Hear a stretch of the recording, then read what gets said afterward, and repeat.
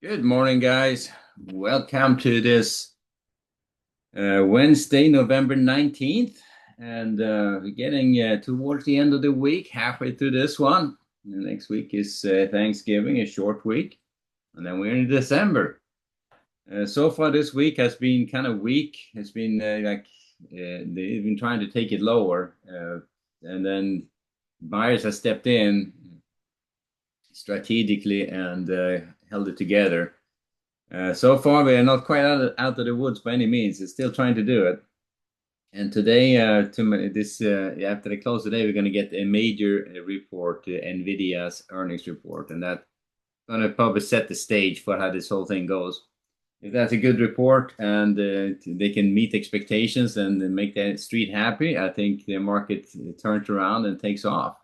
If not, I think the bears are going to just lean into it and make it pretty ugly. So that's kind of what we have in front of us. It's kind of interesting that the one earnings report aren't that big, but they're kind of the benchmark for how that AI trade is going, if you wish. So looking at the ES, we get started. I'm going to touch on news here in a second. Let me see my capital flow on the ES. There you are. There you are. So that's the capital flow on the ES. News this morning. Mortgage applications came out. They are a little bit to the downside. All numbers across the board negative. Not hugely, but negative. So not a great report. Housing starts and permits at 8:30 should come out. International trade says delayed. Again, I'm not sure if it's delayed because it's not going to come out or if it's delayed in the beginning, delayed and being reported now. So it's we'll see. Atlanta Fed business inflation expectations at 10 as well. We got the oil report at 10:30, 20-year auction at 1, Fed minutes at 2. So I think really a lot to drive the market today. Tomorrow, though, we get the employment situation delayed. Again, a question is that because that usually comes out on the Friday. So is that the delayed report we're going to see coming out here on Thursday? I'm going to leave it there for now. But I think the big news for the day is going to be the NVIDIA earnings after the close. So we'll see how the market feels right now. They're kind of holding in that lower range where we left it, kind of on the weekend of the side, or on the weak side of it. And not a lot of strength in the overnight. They've pretty much been holding on. Haven't taken it lower. I mean, usually the overnight has been knocking it down. So far, the overnight hasn't quite taken it lower. And that's we will take that as a positive sign. So I would start off range bound. I would keep my bias to the downside to get started and look to sell strength. So initially looking to sell against that 66.70s, the 85s, 95s, up to that 67.05s. These four resistance areas. Above that 67.05s, if I go and get up here, you get up about that mode. And you get a little volume edge there as well. If you can get up above that one, we have a shot at running him back up here to test that 6,800 level. And that's your next hurdle to get through. But as you can tell, we are solid below that 6,800. We are probing the 6,700s or below the 6,700. So we are down in this territory, and probing this big low volume area right now. And if that whole area comes out, look out below because that's that now you can really see some selling, but algo's gonna certainly start kicking in at one point here. They do kick in when you can take out key support resistance areas, and then you see that when they lean in and you start seeing the market just absolutely tank or reverse and just rally like crazy. There's usually algos just kind of nailing the market. But right now, starting off with a slight bias to the downside. Let's see how far they can take it. If support holds, in other words, looking to buy against that 66, well, not the 50s, we're trading there right now, but against that 66.35s, the 20s, the 15s down to the 6600s. So I would say below the 6600s, And that's going to be this 60, 6590, 6600 is going to be that three-letter edge. They probed that. They bounced on that yesterday. But that whole thing comes out, and that's when we look out below. So let's see how weak or how strong this day is going to get, or if it's going to be more of a holding day. But the way this has been going the last week and a half is we are leaning short, or we are on the short side of this in the bigger picture, and we are looking to sell strength for rotations back down. Sometimes you get those violent rallies. You have to be aware of that. They come out of nowhere, or not quite come out of nowhere, but there's a net buying going on for a period of time. They run it higher, and then the algo starts kicking it back in again. So some of that is probably us trading, flat out trading, running up the market, selling into when everyone starts piling on the way up. That's when they start selling back into it, and then it's just if you have enough money, you can make the market. That's how that goes. But at this point, that's how we're going to start the ES. Looking to sell strength against that 66.80, 66.70, 85s, 95s, 67.05s for rotations down. Above 67.05, I'm taking off the short bias, going back range bound, and I'm not going to start really leaning towards the long side until we take out the 6800. Sorry, 6800 is when we really start leaning back on the long side in a bigger way. That doesn't mean you can't take long trades on the way up here. So if they start moving, and you see a nice little rally going, getting long above that 66.70 for running it up to 85. That's a good 10-15 point of a move. The key thing is to just not get caught up in it and buy into a resistance area. That's where you usually get caught in a shitty trade. And on the way down, buying support with a bit of caution since we are leaning towards the short side. If they take out that 6600, bets are off at that point. So that's how we get started on the ES. Looking at the NASDAQ, and as I said yesterday, I'm going to drop gold and oil for a bit. I'm just going to show you the F2s real quick, but there's no reason to, since I'm not trading them, you're not trading them. I'm just going to leave it for now. If there's interest, I can always pick it back up again,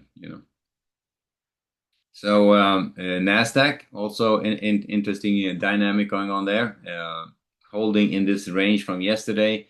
A little bit of strength in the overnight, but not by any means anything which you would say makes us really super exciting.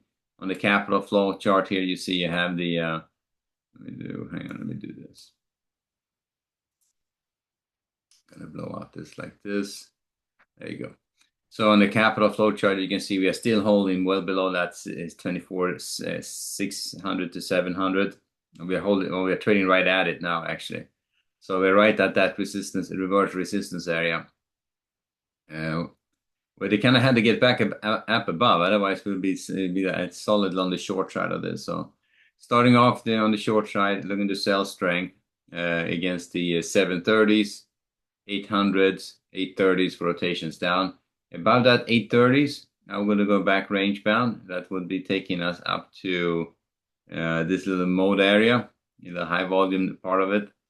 But then we'll be back up in this range again. But initially, the way they're trading right now, I would give it a little bit of space before I start to take off the short bias, because they can easily run it up a little bit here to test these resistance areas. But if they trade up above the day session high of yesterday, the 830s, and hold there, I'm going to take off the short bias and go back range bound. And on the way down, looking to buy against support, 650s, they're trading there right now, 570s, 540s, down to the 490s for rotations back up. Last one would be the 430s. If they start taking out that three-letter edge, it's 24 400s. If that comes out, bets are off. We are heading lower. That could be again pretty ugly. It had a whole low volume area to retrace here. Yesterday, a few days back, they probed all the way down. They closed this gap. That was pretty ugly. Now they have pretty much heading right back down again. But you can see here, run that 24.6 to 700. We have a good reverse retest area, and that's where we're trading right now. Above that one, we go back range bound. And until you start taking out this area up here, the 25, 300, 360s, that's your main area. That area comes out, that's when you start thinking we have a shot at taking this higher. All right, so we are solidly pointing lower at this point, at least in the short term. So that's the NASDAQ to get started. And then finally, oil and gold. Ha! Yeah, I caught myself. Oil and gold. Bonds. How to get out of the routine yet, oil and gold. Get out of the routine. So let me see here. Bonds. So this is my bond chart. And they bonds are a bond. I keep preaching about the bond. Are cheap to trade. They give you great results if you're on the right side of it. Do not try to scalp or overtrade bonds the same as you do with ES. It's a different market to trade. It's a much slower market, and you make the mistake in getting in. You getting too aggressive. You find yourself losing money quickly. Right? Bond market stuck in a pretty tight range, same as we've seen before. Watch that 116s up area. This upper area right now is going to be the 118s. So 2 points, a little bit more above it, but here is your value range. Most of the volume is below here. So range bound trading, pretty much what it is on the bonds. Initially looking to sell strength against the 1702s, 1706s.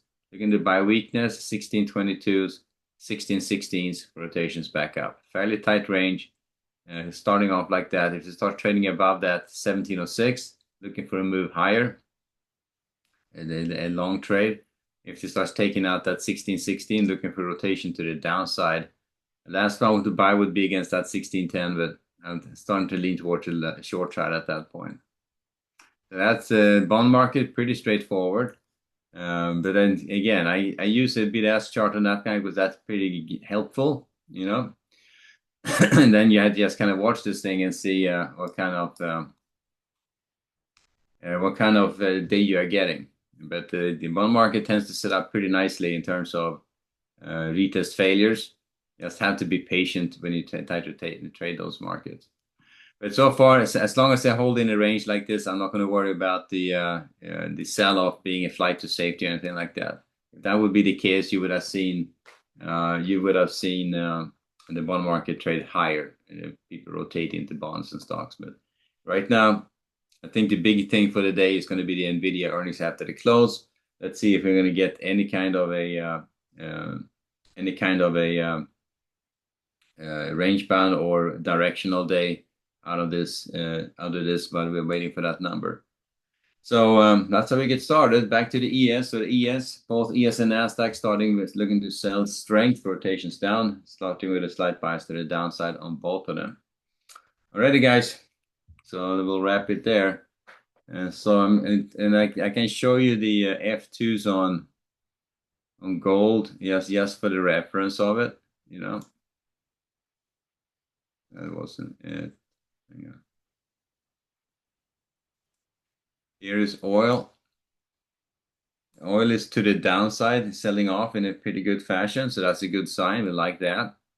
It's going to be typical. The time I stop covering it, they immediately start moving, right? That would be typical. And then, what did I do with this thing? NASDAQ. Okay, that's NASDAQ. It's Rick. There's my gold. There's my gold. Jeez. All right, so here's gold. So gold is to the upside. They're trading higher, and they're taking out this area. So back to that, the tractor at 4130s. Oil heading lower, back well below the 5960. So they're heading lower. So well, at one point they were hoping that oil is going to keep moving lower. But I mean, as I said, I'm not going to pay too much attention to them at this point. Focus on the ES, NASDAQ, and the bonds at this point. Probably enough to pay attention to. Alrighty, guys, we'll leave it there. So good trading, and I will see you back at 11:30 for the next update. So later.